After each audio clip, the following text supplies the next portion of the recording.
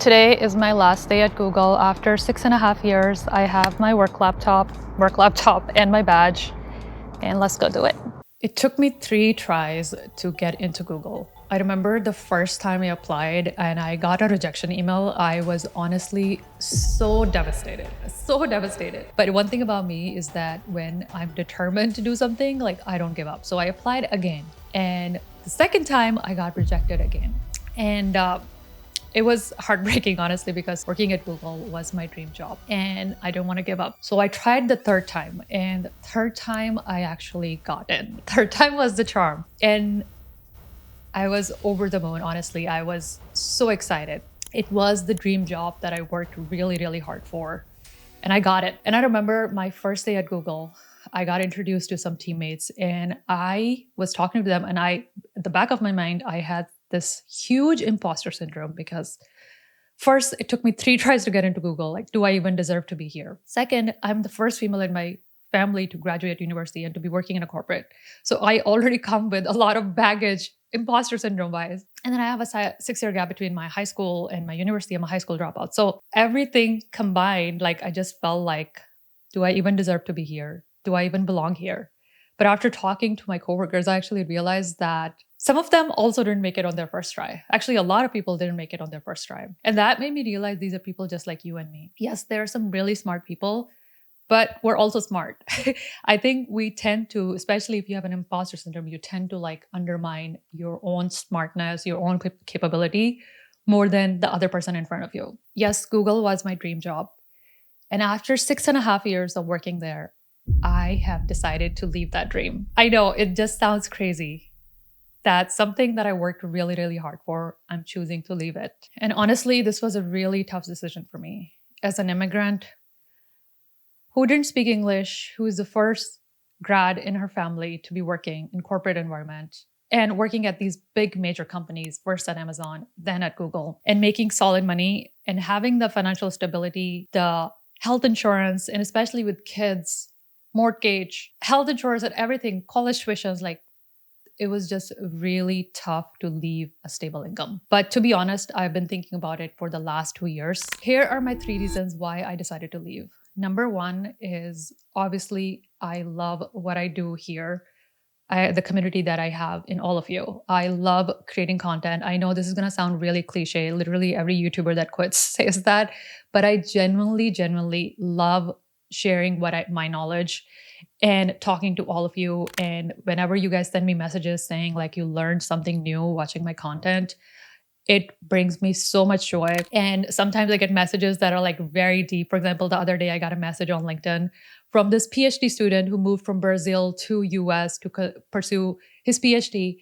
And he felt like he just keeps hitting roadblocks like every step of the way.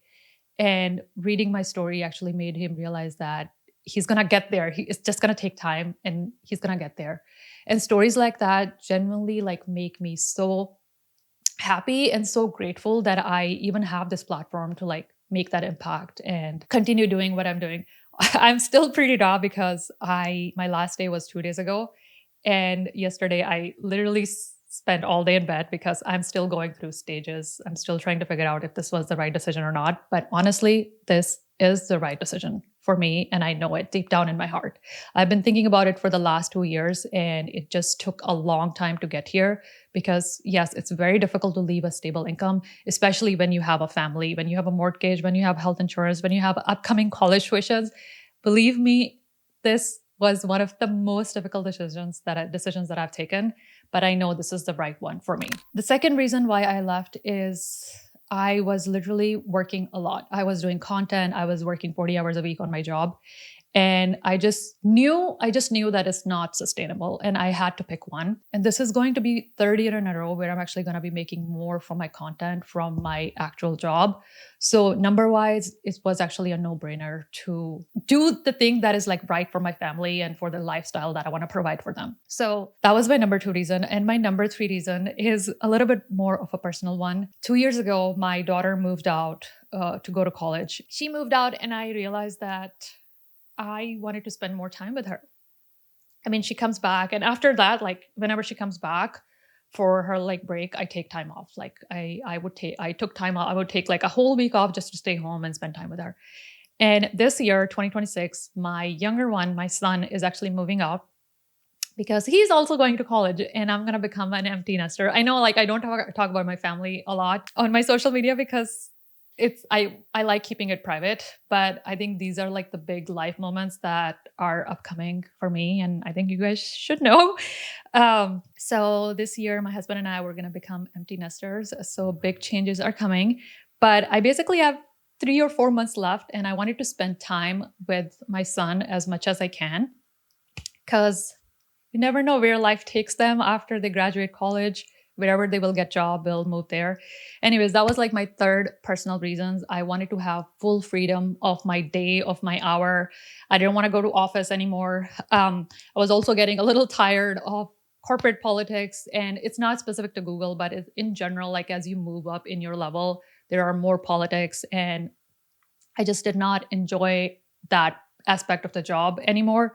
And especially when I have so much going on in my life, I want to focus on things that actually matter. But one of the things that has been true in my career is like whenever I found something that I'm really passionate about, I make a pivot. For example, when I found out that I want to become a data engineer, I took whatever courses I could and I became a data engineer. After doing data engineering for 2 years, I realized I want to do data science because I did a project and I loved it. I transitioned to the data scientist role. When I realized I wanted to get this job at Google, like it took me 3 tries, but I got it. And similarly, in my current career path, like I am realizing that this is what I want to do. This is what I'm passionate about. Yes, this decision was one of the hardest because leaving a stable income is not easy, but I know this is the right decision. And I'm actually really, really excited. I'm also really excited and looking forward to sharing a lot more unbiased opinions. Yes, when you work at a job, there are specific things that you can or cannot say. So I'm excited to have like no strings attached. I don't have to owe an answer to anybody, or I can totally be myself and honest. And I can talk about interview prep, which I couldn't talk about before. I can talk about like hiring. I can talk about like resumes, like all of these things that I wasn't able to talk about before. This is just day 2, but honestly, just the thought of it is just so freeing. And I'm really excited to like be more active and share a lot more content with you on YouTube, on Instagram, on really pump out my newsletter. This is something that I've been wanting to do. So a lot more is coming there. And I know I'll go through like stages anytime there's like a big life change. Okay, so one of my friends who also quit Google last year, I was talking to her this morning and she actually sent me this, something called 5 stages of 5 stages you move through emotionally when changing behavior. And she was saying she wished somebody had shared that with her earlier. So I'm definitely going to go through like a lot of, I'm going to link that in the description below in case you want to read it. But basically there's an emotional cycle of change. So you start off with like a lot of uninformed optimism. Then you go through like down, you feel pessimistic, then you come back up. So like there's going to be, I know there's going to be a lot of like up and downs coming in emotionally for me, and I'm going to need all of you through this journey. And I just want to say thank you for being here. Thank you for being part of my community. And I'm excited for what's next. And I know it's going to be good. All right. With that, I hope you're having a beautiful day. I will see you in one of my many next videos, and have a good one. Bye. It's basically everything that I picked up from my desk, literally in a nasty bag. There is not much. Let me show you. This nameplate that I wanted to keep at my home desk, and this plushie that was technically an award, and this from my Amazon time that I collected. It's been with me for like 12 years. And this, like the stress, I broke the hell out of it, but I'm just obsessed with it. So I keep it. There are like multiple pieces to it. This stress reliever, it's like, looks like a brain. And then the last one is this Android thingy. So I'm gonna put it on my home desk. And that's pretty much it. Here's to the new chapter. Let's go.